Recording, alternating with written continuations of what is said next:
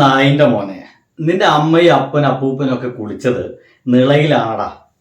PFI STPI fund കിട്ടിയപ്പോ ആകാശത്തുനിന്നും പൊട്ടി വീണതും അല്ലല്ലോ. സുഹൃത്തുക്കളെ, കഴിഞ്ഞ കുറച്ച് മണിക്കൂറുകൾക്ക് മുമ്പ് ഞാനൊരു വീഡിയോ വന്നിരുന്നു. ഇന്ന് മുഴുവൻ സമാധാനത്തിന്റെ ഒരു അന്തരീക്ഷത്തിലാണ് കാര്യങ്ങളൊക്കെ പോകുന്നത് കേട്ടോ. നന്മയുള്ള ലോകമേ, നന്മയുള്ള കേരളമേ എന്നൊക്കെ പറയുന്ന പാട്ടില്ലേ, അങ്ങനെ ബാക്ക്ഗ്രൗണ്ടിൽ ഇങ്ങനെ പ്ലേ ചെയ്ത് അടിപൊളിയായിരിക്കും എനിക്ക് തോന്നുന്നുണ്ട്. ഞാൻ പറഞ്ഞു വെച്ചതേ, ഞാൻ കഴിഞ്ഞ ദിവസം കുറച്ച് മണിക്കൂർക്ക് മുമ്പ് ഒരു വീഡിയോ ചെയ്തിരുന്നു.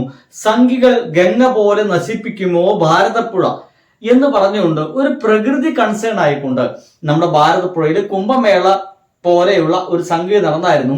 ഇത് ഇനി ആവർത്തിക്കുകയാണെങ്കിൽ 44 ലക്ഷം പേർക്കെങ്ങാണ്ട് കുടിവെള്ളം കിട്ടുന്ന ഒരു സ്ഥലമാണ്, അല്ലെങ്കിൽ ആളുകളൊക്കെ കുളിക്കുവാനും വസ്ത്രം കഴുകാനൊക്കെ ഉപയോഗിക്കുന്നതൊക്കെ കേട്ടിട്ടുണ്ട്. അതിന്റെ സമീപപ്രദേശ ആൾക്കാര് അല്ലെങ്കിൽ 44 ലക്ഷം പേരും അതിൽ പോയി കുളിക്കുകയോ, 44 ലക്ഷം പേര് മുഴുവൻ അതിൽ പാത്രം കഴുകാൻ പോകുന്നുണ്ടോന്നോ തുണി അലക്കാൻ പോകുന്നുണ്ടോ എന്നല്ല ഞാൻ പറയുന്നത്.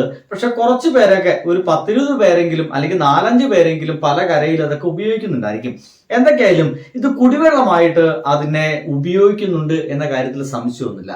ഇങ്ങനെ പറഞ്ഞുകൊണ്ട് ഇങ്ങനെയുള്ള കുംഭമേള പോലെയുള്ള സംഭവങ്ങളൊക്കെ ഇവിടെ നടന്നു കഴിഞ്ഞാൽ ഈ കുടിവെള്ളം ഇതിനെ കരയിലുള്ള ആളുകൾക്ക് മുട്ടുമോ, ഈ കുടിവെള്ളം നാശമാകുമോ ഗംഗ പോലെ എന്നായിരുന്നു എൻ്റെ ഒരു കൺസേൺ.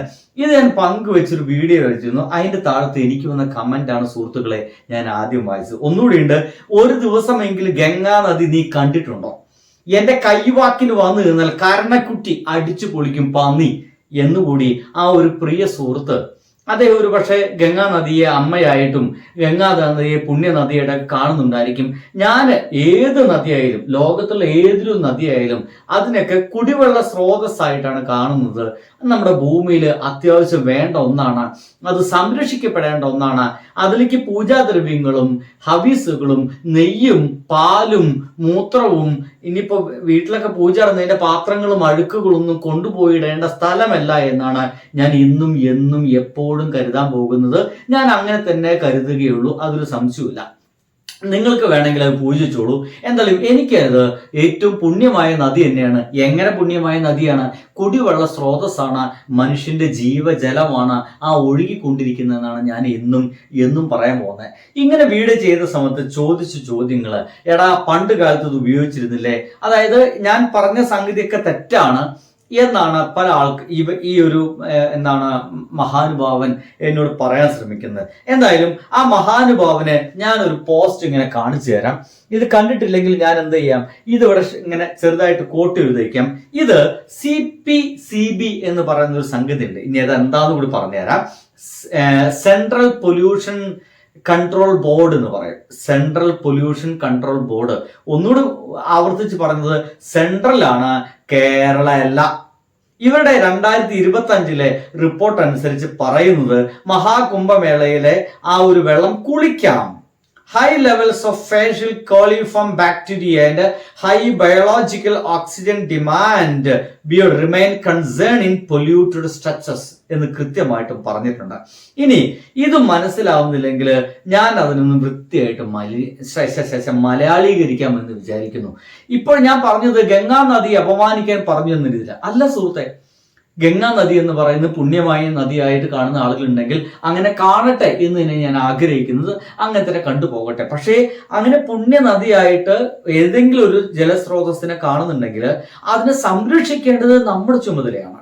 നോക്കൂ, നമ്മൾ ഏറ്റവും പുണ്യമായിട്ട് കാണുന്ന എന്തെങ്കിലും ഒരു വസ്തുവിനെ, ഞാൻ എൻ്റെ ശരീരത്തെ ഏറ്റവും പുണ്യമായി കാണുന്നു.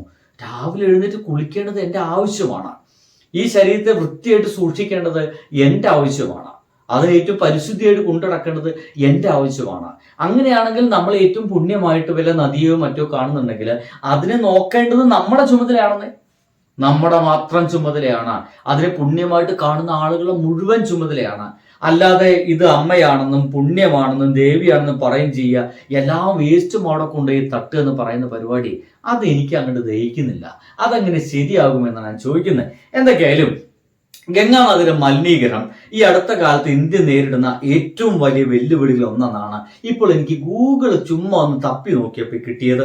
ഗംഗാ നദിയിലെ മലിനീകരണ തോത് അപകടകരമാവിധം വർദ്ധിച്ചു വരികയാണെന്നാണ് ഈ അടുത്ത് നടത്തിയ ശാസ്ത്രീയ പഠനങ്ങളിൽ വ്യക്തമാകുന്നതെന്ന് കൂടി ഗൂഗിൾ അപ്പൻ നമുക്ക് പറഞ്ഞു തരുന്നുണ്ട്. ഇനി ഗംഗ എത്രത്തോളം മലിനമാണെന്ന് താഴെ പറയുന്ന കുറച്ച് പോയിന്റുകൾ അങ്ങോട്ട് പറയാം.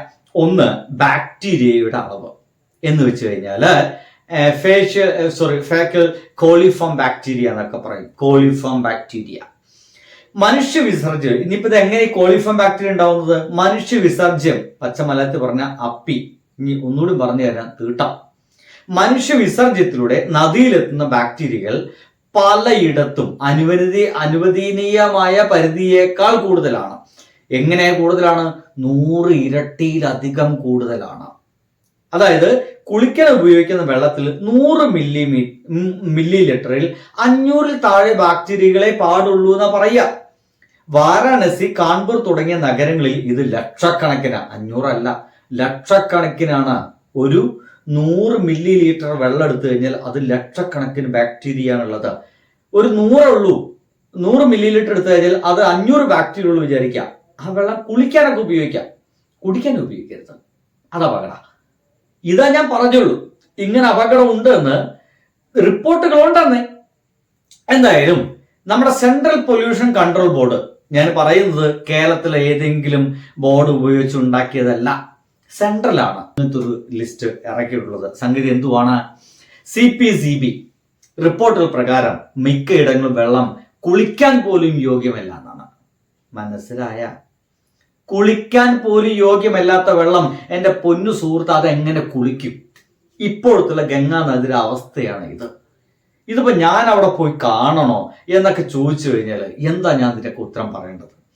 വ്യവസായ മാലിന്യങ്ങൾ രണ്ടാമത്തെ കാരണമാണ്. കാൺപൂരിലെ തുകൽ ഫാക്ടറികൾ, ടെനറീസ് എന്ന് പറയും. ഉത്തർപ്രദേശിലെയും ബീഹാറിലെയും പഞ്ചസാര മില്ലുകൾ, കെമിക്കൽ പ്ലാന്റുകൾ എന്നിവയിൽ നിന്നുള്ള വിഷാംശമുള്ള മാലിന്യങ്ങൾ നേരിട്ടാണ് ഈ നദിയിലേക്ക് തള്ളുന്നത്. ഈ നദിയിലേക്ക് അതിന്റെ ഭാഗമായിട്ട് ക്രോമിയം, ആർസനിക്, മെർക്കുറി തുടങ്ങിയ മാരകമായ ലോഹങ്ങൾ ഇതിൽ അടങ്ങിയിട്ടുണ്ട്. ഇവ വെള്ളത്തിലെ ജീവജാലങ്ങൾക്കും നദീതീരത്ത് താമസിക്കുന്ന മനുഷ്യർക്കും ക്യാൻസർ പോലെയുള്ള രോഗങ്ങൾക്ക് കാരണമാകുന്നു എന്നാണ് രണ്ടാമത്തെ ഒരു റിപ്പോർട്ട്. നഗരസഭാ മാലിന്യങ്ങള്, സ്വീവേജുകള്, ഗംഗാ തീരത്തുള്ള 100 കണക്കിന് നഗരം നിന്നുള്ള അഴുക്കുചാലുകളൊക്കെ ഈ നദിയിലേക്കാണ് തുറന്നു വിട്ടിരിക്കുന്നത് എന്നാണ് ഇപ്പോൾ ഗൂഗിൾ അപ്പം പറയുന്നത്. അങ്ങനെ 600 കോടി ലിറ്റർ മലിനജലം നദിയില് ദിവസം തോറും കലരുന്നു എന്നുള്ളൊരു വാർത്ത കൂടിയുണ്ട്. ഇനി അവിടെ കിടക്കട്ടെ, CPCB പറയുന്നത് 90% ഇടങ്ങളിലും വെള്ളം നേരിട്ട് കുടിക്കാൻ യോഗ്യമല്ലാത്തതാണ്. അങ്ങനെ യോഗ്യമല്ലാത്തൊരു വെള്ളമാണ് എടുത്ത് നമ്മൾ പുണ്യമായിട്ടും മറ്റും നേരിട്ട് വായിലേക്കും മറ്റൊക്കെ ആക്കാൻ ശ്രമിക്കുന്നത്. ഇത് അപകടകരമാണ് എന്ന് ഇവർ തന്നെ പറയുന്നു. കഴിഞ്ഞിട്ടില്ല. ഇനി IIT പഠനങ്ങളുണ്ട്. ഗംഗാ നദിയിലെ മലിനീകരണം തടയാൻ രൂപീകരിച്ച Ganga river basin management plan തയ്യാറാക്കിയതെന്ന IITയിലെ വിദഗ്ധരാണ്. നദിയിലെ ഓക്സിജന്റെ അളവ് പലയിടത്തും കുറവാണ് എന്ന് ഇവർ കണ്ടെത്തിയിട്ടുണ്ട്. കഴിഞ്ഞിട്ടില്ല. WHO ഗംഗാ തീരത്ത് താമസിക്കുന്നവർ ജലജന്യ രോഗങ്ങളും, എന്താ ജലജന്യ രോഗങ്ങൾ? ജലത്തിൽ നിന്ന് ഉണ്ടാകുന്ന, കുടിവെള്ളത്തിൽ നിന്ന് മനുഷ്യർക്ക് ഉണ്ടാകുന്ന രോഗങ്ങൾ അത് കൂടുതലാണെന്ന് പറയുന്നത് WHO ആണ്. എൻ്റെ വീട്ടിൽ നിന്നുണ്ടാക്കിയ അല്ലെങ്കിൽ എൻ്റെ അപ്പനപ്പൂപ്പന്മാരുണ്ടാക്കിയ കണക്കൊന്നല്ല എൻ്റെ പ്രിയ സുഹൃത്തെ പറയുന്നത്. ഇനി ഈ ഗംഗാ നദി അങ്ങനെയാണെങ്കിൽ നോക്കൂ, ഒരു പദ്ധതി ഉണ്ട്, നമാമി ഗംഗ എന്നാണ്. നമാമി ഗംഗ എന്താണ് അതെന്ന് അറിയാവോ? പറഞ്ഞുതരാം. ഈ ഗംഗാ നദി ശുദ്ധീകരിക്കാൻ വേണ്ടി ഉണ്ടാക്കിയൊരു പദ്ധതിയാണ്, നമ്മുടെ ഗവൺമെന്റ് ഉണ്ടാക്കിയതാണ് നമാമി ഗംഗ.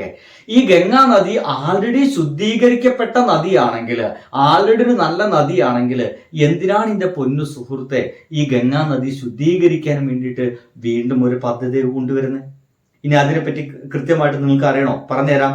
നമാമി ഗംഗ 2014 ജൂണിൽ ആരംഭിച്ച ഒരു പദ്ധതിയാണ്. 2014 കേട്ടാ, ഇത് 2025-26 2014 ജൂണിൽ ആരംഭിച്ച ഒരു പദ്ധതിയാണ്.